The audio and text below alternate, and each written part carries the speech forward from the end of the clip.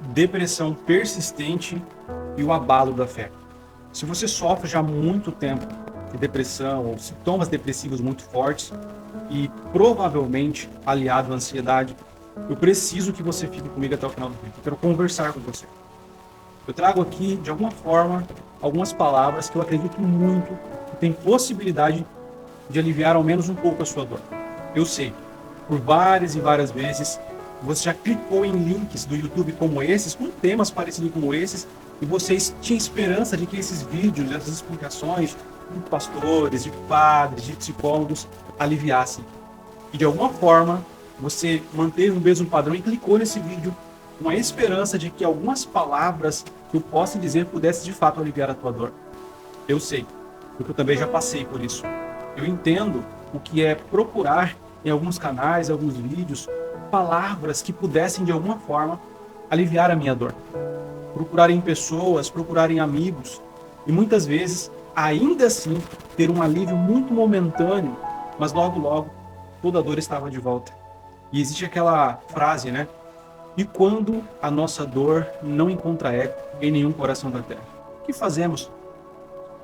Corremos para vídeos, vamos a profissionais, e parece que ainda assim a nossa depressão ainda persiste ao longo do tempo, e principalmente, e infelizmente, isso abala toda a nossa fé e a nossa espiritualidade. Eu costumo dizer que existem alguns inimigos da fé. O medo, a ansiedade, e esse medo e essa ansiedade quase sempre, ou na maioria das vezes, ela culmina numa depressão terrível, em que parece que o nosso chão sai debaixo de nós. Será que as minhas palavras chegaram ao teu coração a ponto de você se identificar comigo ou com alguns momentos que eu passei na vida? Será que em algum momento você se sentiu dessa forma? Pois é, eu trouxe hoje algumas palavras, alguns textos que eu acredito serem muito importantes para que você entenda-os. E eu lanço aqui um desafio. Se esse vídeo fazer sentido para você, compartilha. Mas só se fizer sentido. Se você chegar ao final desse vídeo e sentir alívio emocional, sentir fé, se você entender que através dessas palavras, desses textos, Deus falou com você, o próprio Deus em seu trono, falou com você através desses textos, eu peço para você, não fique com esse vídeo só para você. Compartilhe com seus amigos, compartilhe com mais pessoas, compartilhe com aquelas pessoas que sofrem semelhante a você. E o primeiro texto que eu quero compartilhar com você se encontra no livro de Salmo, no capítulo 88. Eu tenho aqui minha Bíblia na nova versão internacional, do verso 13, do seguinte. Salmo 88, verso 13. Contudo, eu, ó Senhor, clamo a ti por socorro. Já ao romper da alvorada, a minha oração chega à tua presença. Nós estamos falando de alguém que faz o famoso culto matinal. Ele busca a Deus em oração, na palavra, logo nas primeiras horas do dia. Eu te pergunto, o que o salmista quer dizer com isso? Busco ao Senhor desde a alvorada. Olha o que ele prossegue no versículo 15. No verso 14. Por que, Senhor, me rejeitas e escondes de mim a tua face? Por que, Senhor, me rejeitas e esconde de mim a tua face? Você já teve a impressão que muitas vezes, não importa o quanto você ore, que as suas orações nunca serão respondidas? Que não importa o quanto você clame, o quanto você faça culto matinal, você vai orar e o céu continuará em silêncio a você. Já teve essa sensação? Eu me lembro que em um determinado momento da minha vida, eu soltei o seguinte pensamento. Eu soltei a seguinte frase. Eu tenho trauma de oração. Gravou aí? Um pouco da experiência do salmista, que eu não sei qual foi a intensidade da tua dor, mas um pouco da experiência do salmista eu compartilhei. E eu dizia na minha mente, no meu coração, eu tenho trauma de oração. Porque essa mesma experiência, ela não é só minha ou do salmista, mas ela é de muita gente, inclusive. Você veio a esse vídeo porque talvez a tua experiência é essa. Você vive numa depressão persistente, já desde moço, desde muito tempo, a partir de abusos emocionais, abusos físicos, um outro tipo de abuso que eu não quero mencionar aqui, mas você sabe o que eu estou querendo dizer. Você vive anos, uma alteração no seu comportamento, alteração nas suas emoções, alteração no seu bem-estar e qualidade de vida e sofre. Exatamente como você que o salmista está identificando. Alguém que busca a Deus de forma muito sincera a partir do seu culto matinal, mas que tem uma pergunta: Senhor, por que me rejeitas? Por que escondes de mim a tua face?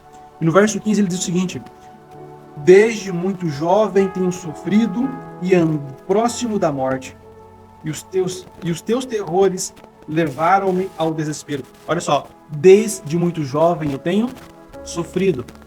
Será que você se identificou mais uma vez com esse texto? Desde muito jovem, muito tempo, eu estou nesse estado de sofrimento, de ansiedade, depressão persistente, e isso tem prejudicado a minha fé, isso tem prejudicado a minha espiritualidade. Eu tenho várias vezes pensamentos que Deus não é comigo, que não me ouve, e muitas vezes eu penso em abandonar a fé, abandonar a igreja, abandonar tudo e cair logo de vez na desesperança. Será que é assim que você se sente? Será que é assim que você se percebe? Pois é. Seja bem-vindo ao clube. Muita gente, inclusive o salmista, se percebe assim. Mas a primeira coisa que eu queria dizer para você, frente a essa questão, é que muitas pessoas que se sentiram assim, eram justamente nesse momento que eles eram inspirados por Deus. Olha que coisa estranha. Era justamente no momento em que eles expressavam em pensamento ou em palavras uma dúvida, era nesse momento em que eles estavam sendo inspirados. Era no momento do até quando, Senhor? Era no momento do porquê, Senhor? Era no momento do Senhor, o ímpio prospera e parece que não tem ansiedade, não tem depressão, vive muito bem e eu aqui. Era exatamente nesses momentos que a inspiração estava com eles, que o Espírito de Deus, o Senhor, estava com eles nesse momento exato. E o salmista aqui, inspirado, estava escrevendo: Senhor, eu faço o culto de manhã, desde a alvorada, eu já começo orando e buscando, mas, Senhor, parece que o Senhor fecha os ouvidos para mim, e desde moço, e eu estou prestes a morrer. Ou seja, o salmista estava passando por um período crítico, estava prestes a expirar, prestes a morrer, sentindo como a morte estava perto. Desde quando? Desde moço. Ele estava num período depressivo persistente, e assim ele vivia. E muitas vezes nós buscamos respostas por essas inquietudes da alma. E muitas vezes nós encontramos, outras vezes nós não encontramos, e muitas vezes nós encontramos a partir de coisas ou momentos ou meios que nós não imaginamos. E eu estou aqui para compartilhar com você as minhas respostas encontradas frente a esse problema. As minhas respostas que muitas vezes eu procurei num quarto fechado, sozinho, quando a minha dor não encontrava eco em um coração da terra, quando tudo parecia não fazer mais sentido, quando eu tive a percepção de que eu ia ao púlpito pregar, mas aquele seria a última mensagem, o último sermão, e eu vim compartilhar com você. E uma das respostas que eu encontrei, é claro, está na Bíblia, mas também encontrei em outros livros, autores cristãos que escreveram sobre o assunto do sofrimento humano. A primeira resposta que eu encontrei é que as minhas mazelas emocionais, elas seriam resolvidas, parte delas seriam resolvidas no momento em que eu exercesse a minha responsabilidade em cuidar da minha saúde. Em outras palavras, você sabia que a luz solar ajuda no tratamento da depressão? Você sabia que, muitas vezes, deixar alguns alimentos estimulantes da ansiedade ajuda no tratamento da ansiedade? Você sabia que o contato social de qualidade, a simples companhia, o contato olho no olho, já alivia sintomas de ansiedade e depressão? E eu percebi que parte do meu sofrimento existia ali um nível de responsabilidade e de liberdade em agir, em termos de comportamento, rotina e estilo de vida. E muitas vezes a gente pensa que o nosso sofrimento é resolvido quando você coloca o joelho no chão, ora, e uma luz azul aparece no quarto, e um alívio vem sobre você e está tudo resolvido. E muitas vezes não é assim. Não é assim que funciona. Porque Deus nos deu liberdade e responsabilidade sobre algumas coisas que fazem parte do nosso tratamento. Nós somos cooperadores de Deus no nosso próprio tratamento. Você tem que entender isso. E você tem que entender que você precisa parar de comer algumas coisas, fazer exercício físico, tomar luz solar, tomar água, mesmo sem querer, mesmo sem força. Mas existe um ponto que é seu. O segundo ponto, que ele é espiritual, eu encontrei, por exemplo, um pouco na história dessa senhora aqui, Ellen G. White. Ellen G. White, como eu creio ser uma profetisa do Senhor, dentre tantos profetas e apóstolos que existem no mundo, né? E Jesus dizia que viria falsos profetas, etc. Eu encontrei nessa jovem Ellen G. White embasamento bíblico para crer que ela realmente recebeu o dom de profecia. E na sua experiência pessoal, assim como os profetas passaram por experiências pessoais de sofrimento, Ellen White também passou por experiências pessoais de sofrimento. E eu te convido a ler aqui o capítulo 3, aliás, o capítulo 2 e capítulo 3 do livro Vida e Ensinos, uma autobiografia de Ellen White. E é um trechinho que eu queria ler para você, logo aqui no primeiro parágrafo. Ela diz o seguinte: eu tinha achado difícil a prática da religião no colégio, cercada como estava de influências voltadas a atrair a mente e afastá-la de Deus. Por algum tempo, senti uma constante insatisfação com meu progresso na vida cristã e não experimentava o sentimento expressivo da misericórdia e do amor de Deus. Sentia-me desanimada e isso me causava grande ansiedade. Meus irmãos, quando eu comecei a ler o capítulo 2 e o capítulo 3, eu comecei a me identificar em vários aspectos com Ellen White, como alguém que muitas vezes não sentia, não percebia o cuidado e a misericórdia de Deus na minha vida. E eu comecei a me identificar e perceber que ela também passou por esses momentos de ansiedade, de depressão, de tristezas, sabe? Olha na página 18, ela diz o seguinte: eu pensava constantemente no assunto da santidade do coração. Desejava, acima de tudo, obter a grande bênção e crer que eu era inteiramente aceita por Deus. Ela passou por inquietudes, por ansiedades e às vezes por grande depressão, pelas dúvidas da aceitação e da presença de Deus aqui na tua vida. Isso nos momentos iniciais do ministério. Ela continua ainda dizendo na página 18: observe essas palavras e veja se você se identifica com essas palavras. Ela diz o seguinte: eram intensos os meus sofrimentos mentais. Algumas vezes, durante a noite, eu não ousava fechar os olhos, mas esperava até que minha irmã gêmea dormisse profundamente. Então saía silenciosamente da cama, me ajoelhava no chão, orando em silêncio, com uma agonia intensa que não se pode descrever. Os horrores de um inferno a arder eternamente estavam sempre nos meus pensamentos. Você percebe que a inquietude persistente que ela tinha eram acompanhados ou motivados por pensamentos persistentes que ela tinha. Eu te pergunto, você sabe cuidar dos seus pensamentos? Você sabe administrar sua cognição, seus pensamentos? Sabe lidar com eles? Você sabe identificar o que realmente é da realidade, o que é uma distorção da tua mente, uma distorção cognitiva? Você sabe identificar e avaliar esses pensamentos a ponto de obter alívio emocional? Pois é, Ellen White passava por essa experiência. E uma das soluções que ela encontrou, e que eu quero trazer para você, ela traz aqui, por exemplo, a história do seu aconselhamento, né? Que foi uma das viradas de chave para ela, que foi um pastor. Foi o pastor, deixa eu ver aqui o nome dele. Deixa eu ver. Aqui achei. O tópico é amável compaixão e conselho. Ellen White encontrou respostas para suas inquietações, grave bem isso, no aconselhamento com alguém piedoso. Meu amigo, eu sei que você já pode ter feito isso de várias vezes. Você procurou o pastor e resolveu momentâneo, mas voltou. Você procurou o padre e resolveu momentâneo, mas voltou. Mas existe um momento em que você precisa encontrar um coração cujo o seu coração encontra eco ali, que passou pelas mesmas experiências que você, que vai entender plenamente os seus sentimentos e o pensamento e que vai poder te aconselhar justamente nessa área.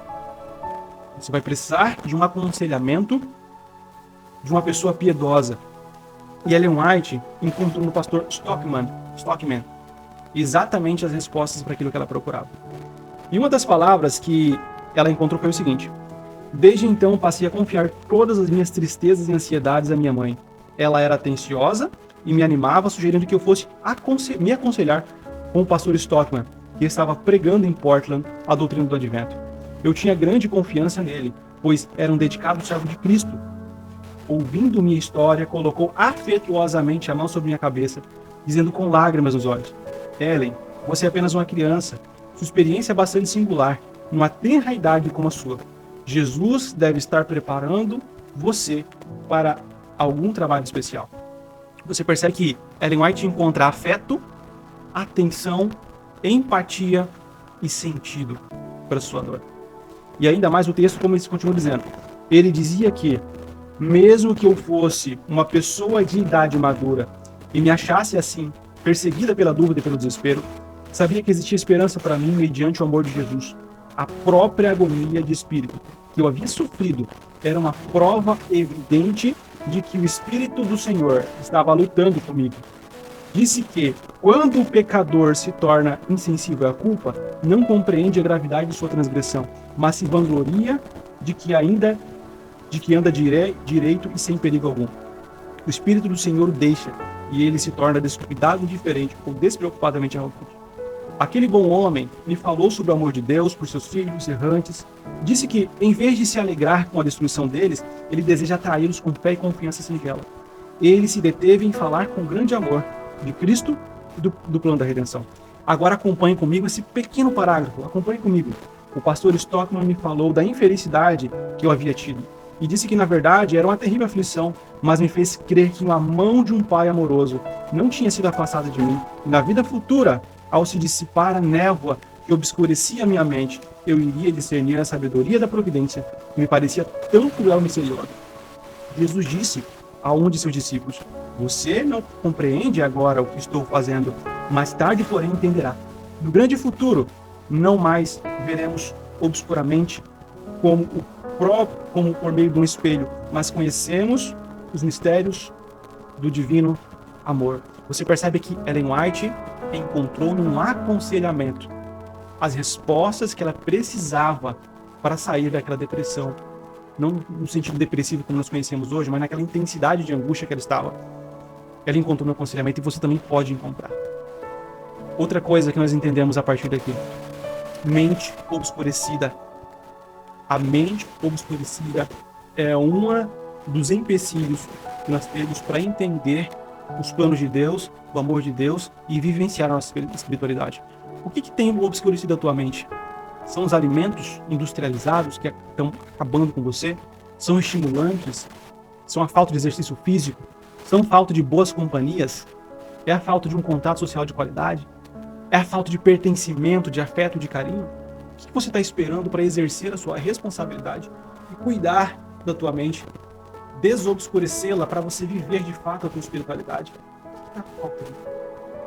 Assim como Ellen White, muitos cristãos ao longo dos séculos sofreram com dúvidas e angústias e tiveram seu problema resolvido ou em grande parte resolvido.